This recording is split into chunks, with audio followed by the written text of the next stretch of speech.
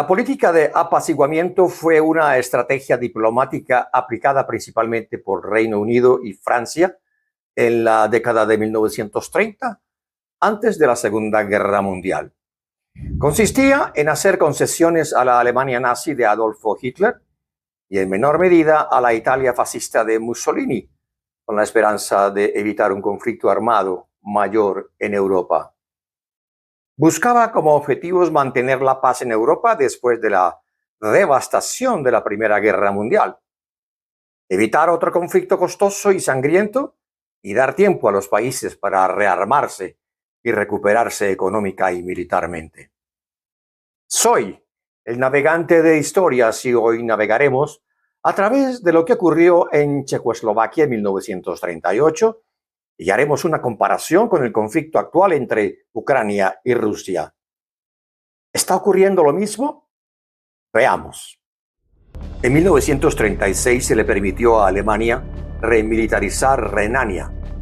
Aunque el Tratado de Versalles lo prohibía, debiendo permanecer desmilitarizada. En 1938, en el corazón de Europa, Checoslovaquia se vio atrapada en una gran encrucijada. Alemania, bajo el mando de Hitler, exigía la cesión de los Sudetes, un territorio con población germano-parlante. Las potencias de Occidente, temiendo una nueva guerra mundial, decidieron sentarse en la mesa de Múnich, pero sin invitar a los checos. Allí, Gran Bretaña y Francia cedieron ante las presiones alemanas, firmando el pacto que despojó a Checoslovaquia de sus defensas naturales y abrió la puerta a la expansión nazi. Era el apaciguamiento, la ilusión de que entregando un pedazo de tierra se podría comprar la paz. Fue entonces cuando el primer ministro británico Neville Chamberlain regresó a Londres proclamando, cuando descendía del avión que lo trajo de regreso y agitando un documento, que habían logrado paz para nuestro tiempo. Sin embargo, la realidad fue muy distinta. Lejos de sentirse satisfecho, Hitler interpretó esas concesiones como debilidad y al año siguiente, en 1939, invadió Polonia. Ese fue el punto de quiebre que desató la Segunda Guerra Mundial. Hoy, más de 80 años después, Ucrania enfrenta una situación con ecos del pasado. Rusia, como lo hizo Alemania, entonces reclama territorios bajo el argumento de proteger a poblaciones afines. Primero Crimea, luego el Donbass. Y otra vez el mundo observa con temor una guerra de mayores proporciones. Sin embargo, a diferencia de 1938, Ucrania no ha sido silenciada.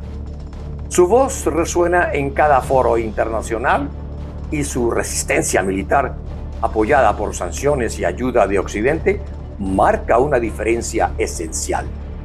No se entrega la patria en una mesa ajena. Se define en los campos y en la diplomacia.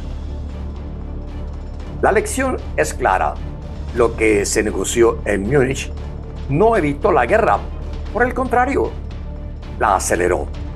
El eco de esa historia nos recuerda que un mal acuerdo puede ser solo una pausa antes de un conflicto mayor y nos invita a reflexionar qué tanto hemos aprendido desde Checoslovaquia hasta Ucrania. En conclusión, la política de apaciguamiento buscaba garantizar la paz mediante concesiones, pero en la práctica solo fortaleció a los regímenes agresivos y aceleró el camino hacia el conflicto.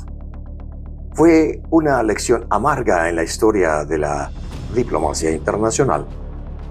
Pero, ¿qué similitudes tienen los dos conflictos? Veamos. Presión de una potencia vecina. En 1938, la Alemania nazi presionaba para anexar los Sudetes con población germanoparlante, como les comenté. En Ucrania, Rusia reclama influencia sobre territorios como Crimea y Donbass, alegando la defensa de minorías rusoparlantes. Justificación étnica y cultural. Hitler alegaba que los alemanes de los Sudetes estaban oprimidos. Putin argumenta que los rusos étnicos o rusoparlantes en Ucrania deben ser protegidos. Negociaciones bajo asimetría. Checoslovaquia tenía un ejército fuerte, pero fue presionada por Alemania y abandonada por sus aliados. Ucrania resiste militarmente, pero enfrenta a una potencia con mayor arsenal nuclear y convencional. Papel de las potencias extranjeras. En 1938, el Reino Unido y Francia negociaron en Múnich con Hitler y Mussolini sin que Checoslovaquia estuviera presente. En Ucrania, las conversaciones involucran a la OTAN, Estados Unidos, la Unión Europea, aunque Ucrania participa más activamente. Temor a una guerra. En 1938 el apaciguamiento buscaba evitar una guerra mundial. Hoy, muchos países evitan una escalada directa con Rusia por miedo a un conflicto nuclear global. Veamos ahora las diferencias entre los dos conflictos. Checoslovaquia fue sacrificada en Múnich y obligada a ceder territorios sin combatir. Ucrania, en cambio, resiste militarmente y recibe apoyo occidental. No se ha rendido en la mesa de negociación. En 1938, las democracias occidentales cedieron ante Hitler con la política del apaciguamiento. En el caso de Ucrania, Occidente no ha cedido oficialmente. Apoya con sanciones, armas y respaldo diplomático. Marco legal internacional. En 1938 existían instituciones o no existían instituciones fuertes internacionales como Naciones Unidas, la OTAN, etc. Hoy Rusia viola tratados internacionales, Carta de Naciones Unidas, acuerdos de Helsinki, Memorando de Budapest, y Ucrania apela al derecho internacional. Visibilidad mediática y opinión pública. En 1938 la información llegaba limitada a periódicos y a radio. En Ucrania la guerra y las negociaciones se transmiten en tiempo real, con influencia de la opinión pública a través de las redes sociales. ¿Cuál es el escenario posterior entonces? Hemos visto que el acuerdo de Múnich no detuvo la guerra, sino que la aceleró. Hitler siguió expandiéndose. En Ucrania, muchos analistas creen que un mal acuerdo, cediendo territorio, sería solo una pausa, no una solución duradera.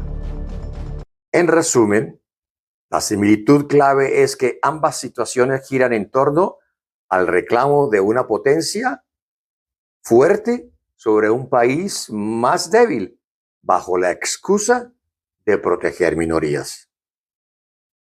La gran diferencia es que hoy Ucrania no ha sido abandonada del todo como lo fue Checoslovaquia, y la resistencia militar y diplomática cambia el rumbo de las negociaciones.